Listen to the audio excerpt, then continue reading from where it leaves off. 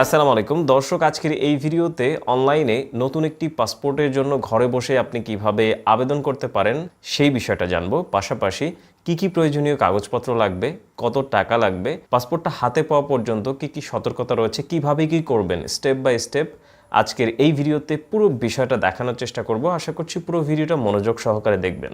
আবেদন করার জন্য আপনি আপনার ফোনের অথবা কম্পিউটারের যে কোনো একটি ব্রাউজার থেকে গুগলে গিয়ে সার্চ করবেন ই পাসপোর্ট। প্রথমে যে লিঙ্কটা আসবে এটাতে ক্লিক করে দেবেন apply online for e passport /reissue. আমরা করব কি, এটাতে ক্লিক করে দেবো যে ডিরেক্টলি টু অনলাইন অ্যাপ্লাই। এটাতে ক্লিক করার পরে are you applying from Bangladesh, আপনি কি বাংলাদেশ থেকে আবেদন করছেন? তো আমাদেরকে ইয়েসই রাখতে হবে ইয়েস। তারপরে হচ্ছে আমাদেরকে প্রথমে হচ্ছে ডিস্ট্রিক্ট সিলেক্ট করে দিতে হবে, মানে প্রেজেন্ট অ্যাড্রেস অনুযায়ী, বর্তমান ঠিকানা অনুযায়ী আপনার যে জেলাটা সেটাকে সিলেক্ট করে দেবেন। এই দেখুন, select district of your present address. তারপরে হচ্ছে select the police station nearest to your present address. বর্তমান ঠিকানা অনুযায়ী আপনার যে পুলিশ স্টেশন সেটাকে সিলেক্ট করে দিতে হবে। আপনি যদি বাংলাদেশের বাইরে থেকে আবেদন করেন তাহলে নো থাকবে। সিলেক্ট দ্য কান্ট্রি অফ, এখানে ইয়োর প্রেজেন্ট অ্যাড্রেস, বর্তমান ঠিকানা অনুযায়ী আপনি যে দেশে বসবাস করছেন, যে দেশে এখন আছেন সেই দেশটাকে সিলেক্ট করে দিতে হবে। তারপরে আপনি যে দেশে রয়েছেন, এই যে সিলেক্ট দ্য বাংলাদেশ মিশনকে সিলেক্ট করে দিতে হবে। তো যেহেতু আমি বাংলাদেশ থেকে আবেদন করছি এর জন্য ইয়েসই রাখবো। তারপরে হচ্ছে কন্টিনিউতে যাব। এবার হচ্ছে স্টেপ 2তে আমাদেরকে একটি ইমেইল অ্যাড্রেস দিতে হবে। ইমেইল অ্যাড্রেস দেওয়ার পরে আই এম হিউম্যান এটাতে ক্লিক করে দেবেন, কন্টিনিউতে যাবেন। এবার আমরা স্টেপ 3তে চলে আসলাম, ওপরে যাব। প্রথমে ইমেইলটা থাকবে, যেহেতু ইমেইল দিয়েছি। তারপর হচ্ছে আমাদেরকে পাসওয়ার্ড দিতে হবে, মিনিমাম 6 ক্যারেক্টার্স, মানে সর্বনিম্ন যেন 6 সংখ্যা হয়। 6 সংখ্যার উপরে হলে সমস্যা নাই, কিন্তু 6 সংখ্যার কম হলে পাসওয়ার্ডটা নেবে না। আর পাসওয়ার্ড দেওয়ার ক্ষেত্রে ক্রাইটেরিয়া রয়েছে, এই যে নিয়মটা এখানে দিয়ে দেওয়া রয়েছে, 6 সংখ্যার কম যেন না হয়। আরেকটা বিষয় হচ্ছে বড় হাতের অক্ষর দিবেন, ছোট হাতের অক্ষর দিবেন, তারপর হচ্ছে সংখ্যা দিতে হবে, তারপর হচ্ছে স্টার, হ্যাশ, স্ল্যাশ, এই ধরনের যে জিনিসগুলো এগুলোর যে কোনো একটি দিতে হবে। তো আমার পাসওয়ার্ডটা এখানে দিয়ে দিচ্ছি, 2বার দিতে হবে। এবার আমরা একটু নিচে চলে আসব, পার্সোনাল ইনফরমেশানে আমাদেরকে নাম দিতে হবে। নামের প্রথম অংশ এখানে দেবেন এবং শেষ অংশ এখানে দেবেন, যদি বড় নাম হয়। যদি এক শব্দের নাম হয় তাহলে আপনাকে সারনেমে দিতে হবে, কারণ গিভেন নেমটা হচ্ছে অপশনাল, অবশ্যই আপনাকে সারনেমে দিতে হবে। আমার যে নামটা সেটা দিয়ে দিচ্ছি। আপনার যদি বড় নাম হয় তাহলে আপনি পুরো নামটাই সারনেমেও দিতে পারেন, এটা নিয়ে কোনো সমস্যা হবে না। আপনি নিচেরগুলো যখন পূরণ করবেন উপরেরটা অটোমেটিক পূরণ হয়ে যাবে। তারপরে হচ্ছে ফোন নাম্বার দিতে হবে, বাংলাদেশের কোডটা দিয়ে দেওয়া রয়েছে। তারপরে নিচে এসে ফোন নাম্বার দিতে হবে, নাম্বারটা দিয়ে দিয়েছি। 1 থেকে শুরু করবেন, 0 দেয়াই থাকবে। তারপর হচ্ছে আই অ্যাম হিউম্যান এটাতে ক্লিক করে দিচ্ছি। 6 applications can be applied with 1 account, আপনি একটা অ্যাকাউন্ট থেকে সর্বোচ্চ 6 বার আবেদন করতে পারবেন। তো ক্রিয়েট অ্যাকাউন্ট এটাতে ক্লিক করে দিচ্ছি। এবার হচ্ছে স্টেপ 4-এ অ্যাক্টিভেশন ই পাসপোর্ট অ্যাকাউন্ট। এই যে অ্যাক্টিভেশন যে লিঙ্কটা, এটা আমাকে ইমেইল আকারে পাঠানো হয়েছে, আমার যে ইমেইলটা আমি দিয়েছিলাম সেই ইমেইলে। তো আমি এটাকে সেভ করে নিচ্ছি পরবর্তীতে, যাতে আমাকে আর কোনো কিছু দিতে না হয়। তো আপনিও সেভ করে নেবেন যাতে পরবর্তীতে পূরণ করতে না হয়। তো আমাকে ইমেইল চেক করতে বলা হচ্ছে, যদি ইমেইলটা আমি না পাই তাহলে আমাকে অন্যভাবে ট্রাই করতে বলা হচ্ছে। এই যে দেখুন, চেক ইওর স্প্যাম ফোল্ডার, মানে এটা হচ্ছে যদি ইনবক্সে খুঁজে না পাই তাহলে আমাকে অ্যাক্টিভেশন লিঙ্কটা স্প্যাম ফোল্ডারে খোঁজ করতে হবে। যদি আপনি ইমেইলটা না পান, আসতে দেরি হয়, তাহলে এই যে রিসেন্ড এটাতে ক্লিক করে আপনি আবার পাঠাতে পারেন, ইমেইলের জন্য অপেক্ষা করবেন। যদি ইমেইল আসতে একটু দেরি হয়, এটা নিয়ে ঘাবড়ানোর কিছু নাই, একটু দেরি হতে পারে, সার্ভারজনিত বিভিন্ন ধরনের সমস্যা থাকতে পারে, একটু অপেক্ষা করবেন। আমারটা চলে এসছে দেখুন।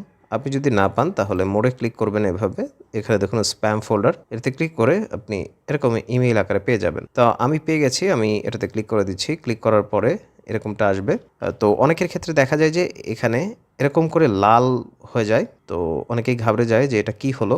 তো এর জন্য আপনি যেটা করবেন, এভাবে এটাকে কপি করবেন, লিঙ্কটাকে কপি করবেন, এভাবে লিঙ্কটাকে কপি করে আপনি আরেকটা ট্যাব ওপেন করবেন। তারপরে অ্যাড্রেস বার, যেভাবে মানে বারে যেভাবে অ্যাড্রেস লেখে আপনি সেভাবে এরকম করে ইন্টারে প্রেস করবেন।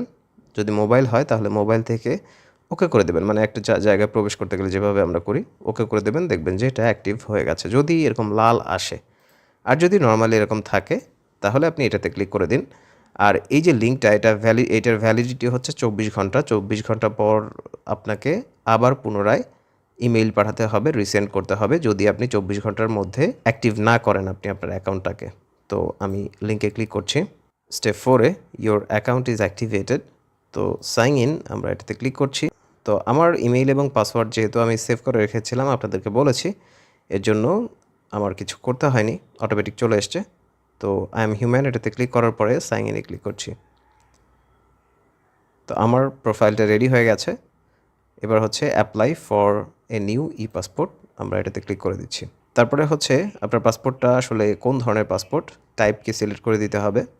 অর্ডিনারি হলো অর্ডিনারি, অফিসিয়াল হলো অফিসিয়াল। যদি অফিসিয়াল হয় তাহলে এখানে দেখুন ইয়েস হলে ইয়েস দেবেন, নো হলে নো দিবেন। আর এখানে এনওসি অথবা জিও, গভর্নমেন্ট অর্ডার অথবা নো অবজেকশন সার্টিফিকেট এগুলো চলে আসবে। তো আমার যেহেতু আমি অর্ডিনারি করব, এর জন্য এটাকে অর্ডিনারি রাখবো। 7 কন্টিনিউ এটাতে যাব। এবার হচ্ছে personal information. If you have any confusion about given name and surname please click here for example. যদি গিভেন নেম এবং সারনেম দেয়া নিয়ে আপনার কোনো কনফিউশন থাকে তাহলে ক্লিক হেয়ার ফর এক্সাম্পল এখানে ক্লিক করে উদাহরণগুলো দেখে নিতে বলা হচ্ছে। তো আমি আপনাদেরকে এক্সপ্লেন করছি বিষয়টা আসলে কিভাবে কি।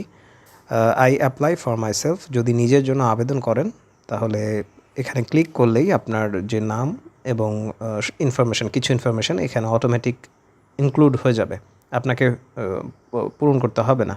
কারণটা হচ্ছে আপনি প্রোফাইল ক্রিয়েটিংয়ের সময় যেহেতু ইনফরমেশন দিয়েছেন এর জন্য। আর যদি এরকমটা হয় যে আপনি অন্য কারোর জন্য অ্যাপ্লিকেশন করছেন আপনার প্রোফাইল থেকে, এইখানে আনমার্ক থাকবে তাহলে, ঠিক আছে।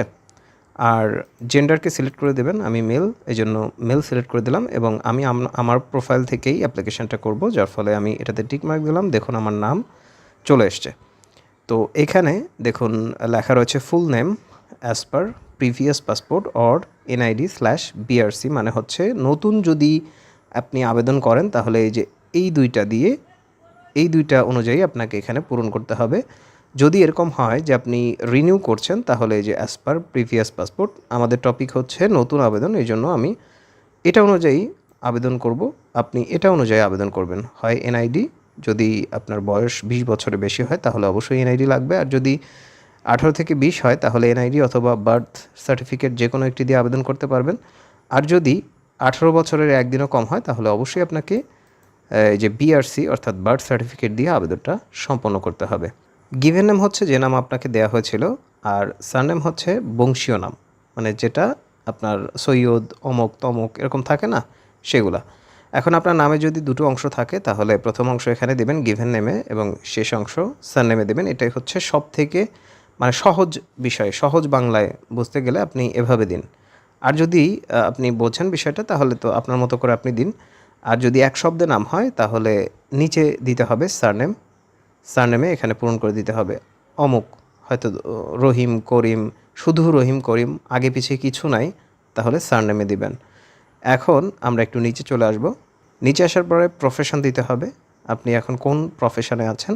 এখন প্রফেশন সিলেকশনের সময় অবশ্যই আপনাকে একটু ভেবেচিন্তে দিতে হবে, আপনি উল্টাপাল্টা প্রফেশন দেবেন না, তাহলে অনেক ক্ষেত্রে প্রফেশনেরও ডকুমেন্ট দিতে হয়। জাজ, জার্নালিস্ট, তারপর হচ্ছে বিভিন্ন জিনিস আছে, এমন কিছু পেশা রয়েছে যেগুলোতে কোনো ধরনের কোনো ডকুমেন্ট লাগে না, কিন্তু যদি এই যে পাইলট সেই ক্ষেত্রে আপনার লাগবে। আপনি যদি ডক্টর হন অথবা লয়ার হন অথবা স্টুডেন্ট হন সেক্ষেত্রে আইডি কার্ডটা, এই ধরনের জিনিসগুলো, টিচার হন, হ্যাঁ, তাহলে এই ধরনের আপনার আইডেন্টিটি প্রমাণের ক্ষেত্রে যে প্রমাণক লাগবে সেগুলো দিতে হতে পারে, যার ফলে আপনি বুঝে শুনে আপনার পেশাটাকে সিলেক্ট করবেন। আমি যেহেতু আনএমপ্লয়েড, এর জন্য আমি আনএমপ্লয়েড দেবো, বেকার। এখন আমি আনএমপ্লয়েড দিলাম। তারপরে হচ্ছে এখানে বুদ্ধিজম, ক্রিশ্চিয়ানিটি, হিন্দুইজম আপনার ধর্মকে সিলেক্ট করে দেবেন। আমি যেহেতু ইসলাম সেজন্য ইসলাম দেব। আপনি যদি এই যে জাইনিজম, তারপর হচ্ছে জুডাইজম, আরও যদি অন্য কোনো ধর্মের হন সেই ক্ষেত্রে আদার্সকে সিলেক্ট করে দেবেন। আর এর মধ্যে যদি কোনো ধর্মের হয়ে থাকেন তাহলে সেটাকে সিলেক্ট করে দেবেন। আমি ইসলামের জন্য সিলেক্ট করে দিলাম। আর ফোন নাম্বারটা অটোমেটিক চলে আসবে কারণ ইতিপূর্বে আমি নাম্বারটা দিয়েছিলাম। নিচে আসার পরে এবার হচ্ছে সিলেক্ট কান্ট্রি অফ বার্থ, আপনি কোন দেশে জন্মগ্রহণ করেছেন, সেটা অবশ্যই বাংলাদেশ হবে কারণ আপনি হচ্ছে রিজনকে সিলেক্ট করেছেন। বাংলাদেশ অটোমেটিক রয়েছে। তারপর হচ্ছে সিলেক্ট ডিস্ট্রিক্ট অফ বার্থ, মানে আপনি কোন জেলায় জন্মগ্রহণ করেছেন আপনি আপনার জেলাটাকে সিলেক্ট করে দেবেন, ভুল যেন না হয়। অনেক সময় দেখা যায় যে একই ধরনের বানান, এই যে দেখুন রাজশাহী, রাজবাড়ী, অনেক ক্ষেত্রে তাড়াতাড়ি করতে গিয়ে ভুল করে ফেলেন, এটা কিন্তু করা যাবে না। তারপর হচ্ছে সিলেক্ট ডেট অফ বার্থ, তো এটার জন্য ক্যালেন্ডারে ক্লিক করতে হবে। তারপর হচ্ছে সালটাকে সিলেক্ট করতে হবে। জন্ম তারিখটাকে সিলেক্ট করে দিয়েছি, ভুল করা যাবে না। ভুল করলে কিন্তু আপনি অনেক বড় বিপদে পড়ে যাবেন, কারণ এটা আবার রিঅ্যাপ্লাই করা যায় না। হ্যাঁ, সংশোধনীতে অনেক ঝামেলা হবে, পাসপোর্ট অফিস থেকে অনেক বিড়ম্বনার শিকার হতে পারেন আপনি। তারপর হচ্ছে এখানে সিটিজেনশিপ, আপনি কিভাবে দেশের নাগরিক। আমি বাই বার্থ, জন্মগত। আপনি যদি অন্যভাবে হন তাহলে সেটা দিবেন। আমি আমারটাকে সিলেক্ট করে দিয়েছি। সেভ অ্যান্ড কন্টিনিউ, এটাতে ক্লিক করছি। এবার হচ্ছে প্রেজেন্ট অ্যাড্রেস, পার্মানেন্ট অ্যাড্রেস, এগুলো আমাদেরকে দিতে হবে। এখন প্রথমে হচ্ছে পার্মানেন্ট অ্যাড্রেস, তো আমি আমারটাকে সিলেক্ট করে দিচ্ছি। আপনি আপনারটা হুবহু সিলেক্ট করবেন, আপনার জাতীয় পরিচয়পত্র অথবা বার্থ সার্টিফিকেটে যেভাবে রয়েছে। মানে কোনো কিছু গোপন করতে যাবেন না, তাহলে সমস্যা হবে। যদি আপনি গ্রামে বসবাস করেন, রোড অথবা ব্লক অথবা সেক্টর এগুলো যদি না থাকে তাহলে দেওয়ার প্রয়োজন নাই, এটা হচ্ছে অপশনাল। এবার হচ্ছে পোস্ট অফিসকে সিলেক্ট করে দিতে হবে, পোস্ট অফিস। তো আমি আমারটাকে সিলেক্ট করে দিলাম, পোস্ট কোডটা অটোমেটিক সিলেক্ট হয়ে গেছে। সিলেক্ট পুলিশ স্টেশন, পুলিশ স্টেশনকে সিলেক্ট করে দিতে হবে। তারপরে আমরা নিচে আসব। নিচে আসার পরে এখানে দেখুন present address is the same as permanent. যদি আপনার প্রেজেন্ট এবং পার্মানেন্ট একই হয় তাহলে এটাতে টিক মার্ক দিয়ে দিবেন। যদি আলাদা হয় তাহলে এটা এভাবেই থাকবে, আপনাকে আলাদা যে ঠিকানাটা সেটাকে পূরণ করে দিতে হবে। আমার প্রেজেন্ট এবং পার্মানেন্ট একই, এর জন্য আমি এটাতে টিক মার্ক দিয়ে দিব। তারপরে আমি নিচে চলে আসব। নিচে আসার পর আর কিছু করতে হবে না, এই যে সেভ অ্যান্ড কন্টিনিউ এটাতে যাব। এবার হচ্ছে ID documents, if you had your previous passport, এর মানেটা হচ্ছে যে আপনি আপনার পাসপোর্টের আগের পাসপোর্টের তথ্য যদি গোপন করেন সেক্ষেত্রে আপনি আপনার আবেদন বাতিল করা হবে, এই সমস্ত বিষয়গুলো বলে দেওয়া রয়েছে। অবশ্যই কোনো তথ্য গোপন করতে যাবেন না, কোনো ছলচাতুরির আশ্রয় নিতে যাবেন না। আর যদি আপনার রিনিউ হয় সেক্ষেত্রে এই দুটি অপশন, যেহেতু আমাদের কোনো পাসপোর্টই নেই, আমি নতুন পাসপোর্ট আবেদন করব, যে no I don't have any previous passport, আমার কোনো পাসপোর্ট নেই। হ্যান্ড রাইটেন পাসপোর্ট মানেটা হচ্ছে হাতে লেখা কোনো পাসপোর্ট আমার নেই, এর জন্য এটাতে টিকমার্ক দিয়ে দেব। দেওয়ার পরে আমরা নিচে আসবো। নিচে আসার পরে do you have passports of other countries, অন্য কোনো দেশের পাসপোর্ট কি আপনার রয়েছে? যদি থাকে তাহলে ইয়েস করবেন এবং সেটার ইনফরমেশন দিতে হবে, কোন দেশ থেকে ইস্যু করেছেন, ফরেন পাসপোর্টের নাম্বার কত সেটা দিবেন। কোনটা? নো আই ডোন্ট হ্যাভ, আমার কোনো পাসপোর্ট নাই, এই জন্য এটাতে বহাল রাখবো। তারপর হচ্ছে আইডেন্টিফিকেশান ইনফরমেশন, এখানে আপনার ন্যাশনাল আইডি কার্ডের নাম্বার দিতে হবে। যে অ্যাপ্লিক্যান্ট তার বয়স যদি 20 বছরের বেশি হয় তাহলে অটোমেটিক এই অপশানটাই শো করবে, কারণ আপনি আপনার জন্ম তারিখকে আগে থেকে সিলেক্ট করে দিয়েছেন।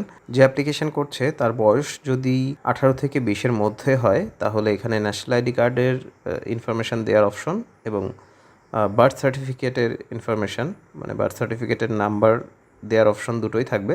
আর যদি 18-র কম হয় তাহলে এখানে শুধুমাত্র বার্থ সার্টিফিকেটের মানে নাম্বার দেওয়ার অপশনটাই থাকবে। তো আমি ইনফরমেশনটা দিয়ে দিচ্ছি। এবার হচ্ছে সেভ অ্যান্ড কন্টিনিউ, এটাতে ক্লিক করছি। তারপর হচ্ছে প্যারেন্টাল ইনফরমেশন, পিতামাতার তথ্য দিতে হবে। প্রথমে হচ্ছে ফাদার ইনফরমেশন, পিতার ইনফরমেশন দিতে হবে।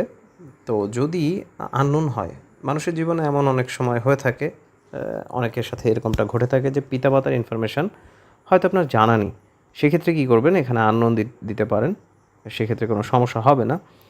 আর ফাদার নেম এখানে অ্যাজ পার এনআইডি অথবা বিআরসি অর্থাৎ বার্থ সার্টিফিকেট, এখানে কিন্তু উদ্দেশ্য করা হচ্ছে যে পিতামাতার ভোটার আইডি কার্ডে যেভাবে রয়েছে তাদের ইনফরমেশান যেহেতু তাদের অনুযায়ী দিবেন, কিন্তু একটু সতর্কতার সহিত আপনি এই ইনফরমেশানগুলো পূরণ করবেন। কারণটা হচ্ছে অনেকের দেখা যায় যে পিতামাতার ভোটার আইডি কার্ডের সাথে মিল থাকে না, ঠিক আছে, নিজের বার্থ সার্টিফিকেটের অথবা ভোটার আইডি কার্ডের নামে কিছুটা গরমিল থাকে। তো সেই ক্ষেত্রে অনেকেই সমস্যায় পড়েন, দেখা যাচ্ছে যে পিতামাতার ভোটার আইডি কার্ডে একরকম, নিজের ভোটার আইডি কার্ডে আর একরকম। আপনি একটু সতর্ক হয়ে আপনার ভোটার আইডি কার্ডে পিতামাতার নাম যেভাবে আছে আপনি এখানে সেভাবে লিখে দেবেন। তো আমি আমার ইনফরমেশানগুলো পূরণ করে দিব। পিতামাতার ইনফরমেশান দেওয়া শেষ। তো এখানে একটি বিষয় বলবো, ন্যাশনাল আইডি কার্ডের যে নাম্বারটা এটা অপশনাল, ঐচ্ছিক। আপনি চাইলে দেবেন, যদি মনে করেন যে দিবেন না তাহলে দরকার নেই। তবে যদি আপনি দেন তাহলে সেই ক্ষেত্রে তাদের ভোটার আইডি কার্ড চাইতে পারে ফটোকপি, সেটা আপনাকে দিতে হতে পারে। আর যদি না দেন, নাও চাওয়া হতে পারে। তো সেই ক্ষেত্রে আপনি একটু ঝামেলা এড়াতে পারছেন। যদি আপনার লিগ্যাল কোনো গার্ডিয়ান থাকে, পিতামাতা হয়তো জীবিত নাই, তাদের ইনফরমেশন হয়তো দিতে হবে না আপনার।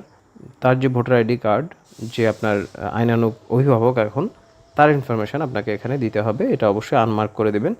আর যদি এরকমটা হয় যে আপনার এরকম কোনো সমস্যা নেই, তাহলে সেক্ষেত্রে এটাতে টিক মার্ক থাকবে। আপনি এই যে সেভ অ্যান্ড কন্টিনিউ এটাতে ক্লিক করে দেবেন। এবার হচ্ছে স্পাউস ইনফরমেশন, মানে হচ্ছে আপনার স্বামী বা স্ত্রীর ইনফরমেশন দিতে হবে। এই যে সিলেক্ট ম্যারিটাল স্ট্যাটাসটা প্রথমে সিলেক্ট করে দিতে হবে। ম্যারিড যদি হন ম্যারিড, ডিভোর্স যদি হয় সেক্ষেত্রে আপনারটা আপনি দিয়ে দেবেন। সিঙ্গেল হলে সিঙ্গেল, আমি যেহেতু ম্যারিড এই জন্য ম্যারিডকে সিলেক্ট করে দিলাম এখানে। আচ্ছা, if you have more than one spouse, মানে এটা হচ্ছে যদি আপনার একের অধিক স্ত্রী থাকে তাহলে সেই ক্ষেত্রে তাদের ইনফরমেশন অবশ্যই বলে দিতে হবে বায়োমেট্রিক এনরোলমেন্টের সময়। ঠিক আছে, এই যে এখানে বলে দেওয়া রয়েছে, কিন্তু আমি এত ডিটেল আলোচনা করছি না। আপনার স্পাউস, স্বামী বা স্ত্রীর যে নামটা সেটা এখানে লিখে দিতে হবে তার ভোটার আইডি কার্ড অনুযায়ী। দিয়ে দিচ্ছি প্রফেশন দিন তারপর হচ্ছে ন্যাশনালিটি দিতে হবে, তার জাতীয়তা কোনটা সেটা সুন্দর করে এখানে পূরণ করে দেবেন। ভুল দিবেন না, যদি ভুল দেন তাহলে কিন্তু আপনার সমস্যা হবে। আমি বারবার একটা জিনিস বলে দিচ্ছি আপনাদেরকে, এখানে স্পাউস আইডেন্টিফিকেশন ইনফরমেশন মানে হচ্ছে তার জাতীয় পরিচয়পত্রের নাম্বারটা আসলে অপশনাল। তো আমার ইনফরমেশন আমি দিয়ে দিয়েছি। এবার হচ্ছে সেভ অ্যান্ড কন্টিনিউ এটাতে ক্লিক করে দিচ্ছি। এবার হচ্ছে এমার্জেন্সি কন্ট্যাক্ট, পাসপোর্টের উপরে আপনারা হয়তো খেয়াল করেছেন এমার্জেন্সি কন্ট্যাক্টের ইনফরমেশন দিতে হয়। সেক্ষেত্রে আপনার এই যে সম্পর্ক যেগুলো, আত্মীয় স্বজন, তারপরে হচ্ছে নিজ রক্তের যারা, তাদেরকে আপনি এখানে ইনক্লুড করতে পারেন। রিলেশনশিপ দেখুন, আমি ওয়াইফকে সিলেক্ট করব। আপনি যদি অন্য কিছু দিতে চান তাহলে যে সিস্টার, তারপরে হচ্ছে ছেলে, তারপরে সিস্টার ইন ল, এখানে মায়েরটা দিতে পারেন, ফ্রেন্ডেরটা দিতে পারেন, ফাদার ইন ল। এখানে দেখুন স্পাউস রয়েছে, এটা সিলেক্ট করলে স্বামী বা স্ত্রীর ওইটা সিলেক্ট হয়ে যাবে। কারণটা হচ্ছে ইতিপূর্বে আমি পূরণ করেছি, যার ফলে এটা অটোমেটিক চলে আসছে, আমাকে আর পূরণ করতে হচ্ছে না। নিচে আসার পরে আপনার স্বামী বা স্ত্রীর যে অ্যাড্রেসটা সেটা দিয়ে দিবেন। নিচে আসার পরে এখানে সিলেক্ট পুলিশ স্টেশনটাকে সিলেক্ট করে দিন। তারপর হচ্ছে ইমেইল অ্যাড্রেস, এটা অপশনাল, চাইলে দেবেন, না চাইলে দরকার নেই। তারপর হচ্ছে ফোন নাম্বার দিতে হবে, এমার্জেন্সি কন্ট্যাক্টের যে ফোন নাম্বারটা সেটা এখান থেকে পূরণ করে দিতে হবে। তো ইনফরমেশন দেওয়া শেষ, সেভ অ্যান্ড কন্টিনিউ এটাতে যাব। এবার হচ্ছে ভ্যালিডিটি সেট করতে হবে এবং পেজ সেট করতে হবে, যে কত পৃষ্ঠা চাচ্ছেন এবং কত বছর মেয়াদি চাচ্ছেন। এখানে 64 পেজের যে অপশনটা সেটা এখন ডিসেবল রয়েছে, আপনাকে 48 পেজের পাসপোর্টটাই নিতে হবে। তো আর ভ্যালিডিটি হচ্ছে 5 এবং 10 এটা রয়েছে, তো আপনার পছন্দ অনুযায়ী আপনি নিতে পারেন। আমি 10 নেব। আর যদি 5 নেন তাহলে 48 পৃষ্ঠার এটা আপনি নেবেন হচ্ছে 4025 টাকায়। আর যদি এটা ফি দিতে হবে, অনলাইনে দিতে পারেন অথবা ব্যাংকে গিয়ে আপনাকে টাকাটা পে করতে হবে। আর যদি আপনি 10 বছর মেয়াদি নেন সেক্ষেত্রে 5750 টাকা, এটা হচ্ছে রেগুলার। ঠিক আছে, রেগুলার আপনি যদি নিতে চান। পরের অপশনে গিয়ে আমরা দেখতে পারবো যে এক্সপ্রেস ডেলিভারি এবং সাধারণ ডেলিভারির ক্ষেত্রেও আপনার টাকাটা এদিক ওদিক হবে, সেটা আমরা দেখব। আপনি যে নোটগুলো ভালো করে পড়বেন, আপনারা যারা অ্যাপ্লিকেশন করেন নোটগুলো ভালো করে একটু পড়ার চেষ্টা করবেন। যদি বুঝতে অসুবিধা হয় তাহলে এটাতে ক্লিক করে বাংলা করে নেবেন, ভাষা বাংলা করে নিয়ে এগুলো পড়ে নেবেন, যাতে স্টেপ বাই স্টেপ পাসপোর্টটা করতে কোনো হ্যাচাল না পোহাতে হয় আপনাদেরকে। তো আমি সেভ অ্যান্ড কন্টিনিউ এটাতে যাব। এটাতে যাওয়ার পর আমার যে রিজনাল পাসপোর্ট অফিস সেটাতে শিডিউলিংয়ের মানে অ্যাপয়েন্টমেন্টের ডেট নেওয়ার কোনো ব্যাপার নেই, এই জন্য এটাতে টিকমার্ক এসছে। তো আপনার যদি অ্যাপয়েন্টমেন্ট নিতে হয়, মানে এমন অনেক লোকেশন, এমন অনেক অফিস রয়েছে যেখানে আপনাকে অ্যাপয়েন্টমেন্ট নিতে হতে পারে, তো সেই ক্ষেত্রে এখানে ক্যালেন্ডারের মতো অপশন আসবে, আপনি ওগুলো সিলেক্ট করলেই সহজ জিনিস, এটা খুব একটা কঠিন কোনো জিনিস না। তো আপনি ক্যালেন্ডারের মতো এটাকে সিলেক্ট করে আপনি ডেটটাকে নিতে পারবেন, কোনো সমস্যা হবে না। যেগুলো অ্যাভেলেবেল থাকবে সেগুলোতে আপনি ক্লিক করলেই কাজ করবে, যেগুলো অ্যাভেলেবেল থাকবে না সেগুলো আপনি পাচ্ছেন না, সেই ডেট আপনি পাচ্ছেন না। এবার এই যে এখানে দেখুন রেগুলার ডেলিভারি, এটাতে যদি আমি একটু ধরে রাখি, দেখুন ডেলিভারি টাইম হচ্ছে 15 ওয়ার্কিং ডেজ। এর মানেটা হচ্ছে যে 15 কর্মদিবসের মধ্যে আপনি রেগুলার ডেলিভারিতে পাসপোর্টটা হাতে পাচ্ছেন। এটা কিন্তু 15 দিন না, এটা হচ্ছে আপনার 22 দিনের 22-23 দিন এরকমটা সময় লাগবে আপনার পাসপোর্টটা পেতে। আর এখানে দেখুন লেখা রয়েছে যে এক্সপ্রেস ডেলিভারি, এটা হচ্ছে আপনার টাইম হচ্ছে 7 ওয়ার্কিং ডেজ। আপনি এটাতে 9 থেকে 10 দিনের মধ্যে আপনি পাসপোর্টটা হাতে পাবেন। এখানে লেখা রয়েছে যদিও 7 দিন, কিন্তু আপনি পাবেন হচ্ছে 10 দিন মতো সময়ের মধ্যে। আর এটা হচ্ছে রেগুলার ডেলিভারি, এই যে 5,750 টাকা 10 বছর মেয়াদি পাসপোর্ট। আর 4,025 টাকা ছিল হচ্ছে 5 বছর মেয়াদি পাসপোর্ট, 48 পৃষ্ঠার। এটা রেগুলার ডেলিভারিতে ছিল কিন্তু আগে। এখন আমি যদি এটাকে এক্সপ্রেস করে দিই তাহলে 8,050 টাকা আমাকে পে করতে হবে। আমি যদি 2 দিনের মধ্যে, মানে অতি জরুরি পাসপোর্ট যদি আমি চেয়ে থাকি, আমার যদি প্রয়োজন হয়, তাহলে আমাকে কিন্তু আরও বেশি পে করতে হবে। কত টাকা লাগবে সেই অংশে যখন আমরা যাব, হ্যাঁ, তখন আমি আপনাদেরকে বলবো, যে দেখিয়ে দেবো যে এমার্জেন্সি পাসপোর্ট যদি হয়, মানে অতি জরুরি যদি পাসপোর্ট হয়, সেক্ষেত্রে কত টাকা আপনার লাগবে। তো আমি রেগুলার ডেলিভারিকে সিলেক্ট করছি, 5,750 টাকা। তো 7 কন্টিনিউ এটাতে যাব।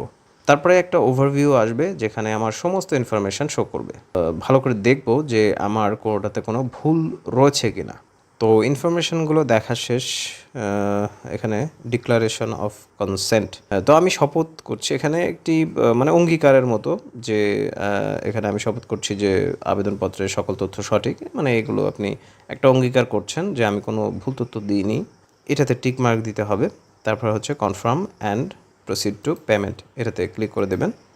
তারপরে এরকম একটি পেজ আসবে। এবার আর কোনো সুযোগ নাই কিন্তু আপনার ব্যাকে চলে আসার, কারণ আপনি আপনার অ্যাপ্লিকেশনটাকে সাবমিট করে দিয়েছেন। আমরা একটু নিচে আসব।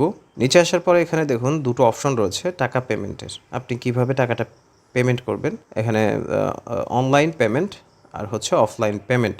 তো আমি অনলাইনেই পেমেন্টটা আপনাদের দেখাবো যে কীভাবে করতে হয়। অনলাইনেই পেমেন্ট করবেন, কিন্তু আপনি সিলেক্ট করবেন অফলাইন। অনলাইনে সিলেক্ট করলে কিন্তু একটু সমস্যা হয়, অনেকেই সার্ভারজনিত জটিলতার কারণে চালান ফর্মটা ডাউনলোড করতে অনেকেই সমস্যা ফেস করেন। তো আমি আপনাদেরকে সাজেস্ট করব, আমার সাজেশন থাকবে যে আপনি অফলাইন পেমেন্ট সিলেক্ট করুন। সিলেক্ট করার পরে আপনি অনলাইনে পেমেন্ট করবেন, সেটা আলাদাভাবে সরাসরি ওয়েবসাইটে গিয়ে। সেটা কিভাবে করতে হবে, এটা খুবই সহজ। বরঞ্চ আপনি অনলাইনে পেমেন্ট সিলেক্ট করলে এটা আপনার জন্য কঠিন হবে। তো এবার কন্টিনিউতে যাব। দেখুন আমার অ্যাপ্লিকেশনটা সাবমিট হয়ে গেছে। আমরা এই যে প্রিন্ট সামারি যে পেজটা, সেটাকে আমরা প্রিন্ট করে নেব। এই যে সেভ অ্যাজ পিডিএফ, আমি এটা সেভ করে নিলাম। তারপর হচ্ছে অ্যাপ্লিকেশন ফর্মটা, এটা আমি ডাউনলোড করে নিচ্ছি। সো ভিউয়ার্স, অ্যাপ্লিকেশন করা শেষ। এইবার চলুন জেনে আসি যে কি কি প্রয়োজনীয় কাগজপত্র লাগবে, কত টাকা লাগবে। আমরা একটু নিচে আসবো। এই যে দেখুন লিস্ট অফ রিকোয়ার্ড ডকুমেন্টস, মানটা হচ্ছে যে কি কি প্রয়োজনীয় ডকুমেন্ট আমাকে দিতে হবে। প্রিন্টেড অ্যাপ্লিকেশন সামারিটা নিতে হবে, যেটা প্রথমে আমি ডাউনলোড করেছি। তারপর হচ্ছে আইডেন্টিটি ডকুমেন্টস, জাতীয় পরিচয়পত্র অথবা বার্থ সার্টিফিকেট, আপনি যেটা দিয়ে আবেদন করেছেন সেটা নিয়ে যেতে হবে। তারপর হচ্ছে পেমেন্ট স্লিপ অ্যান্ড চালান, অথবা এই চালান যেটা দিয়ে আপনি পেমেন্ট করে থাকুন না কেন, সেটা ব্যাংকে গিয়ে হতে পারে অথবা নিজে হতে পারে। মানে এক কথায় আপনি যেটা পে করেছেন, আপনার যে পে করার যে প্রমাণকটা, সেটা নিয়ে যাবেন। প্রিভিয়াস পাসপোর্ট ইফ এনি, মানে এটা হচ্ছে যদি রিইস্যু হয়ে থাকে, আপনি যদি পাসপোর্টের মেয়াদ বাড়িয়ে থাকেন, তাহলে সেক্ষেত্রে এটা আমাদের টপিক না। তারপর হচ্ছে জিও অথবা এনওসি ফর গভড এমপ্লয়ি, মানে হচ্ছে ইফ এনি, মানে হচ্ছে যে কোনো একটি আপনার লাগবে যদি আপনি গভর্নমেন্ট এমপ্লয়ি হয়ে থাকেন।